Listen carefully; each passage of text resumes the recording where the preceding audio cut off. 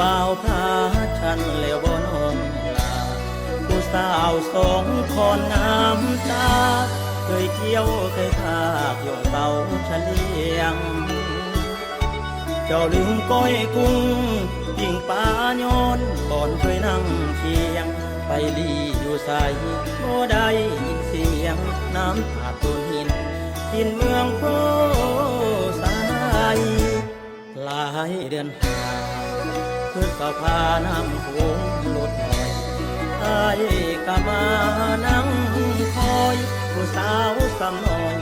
คือสวินยามตรงกุ้งตักปลาปากบ้องพี่น้องแย่งที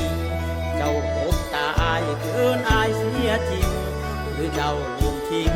ผู้สาวสองคนยืนแนมพาฉันคิดฮอดกันแน่เด้อน้องลาบ่าวหิมของยังคอยท่าแนมหิมพาคิดฮอดคนไกลฟังเสียงน้ำคูงเสียงทูลเศร้าเป็นหนาวหัวใจหากเจ้าคือเก่า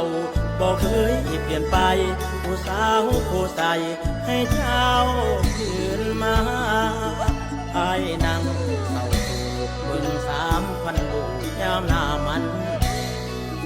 มองดูตาเป็นยามแลงคิดทอดเจ้า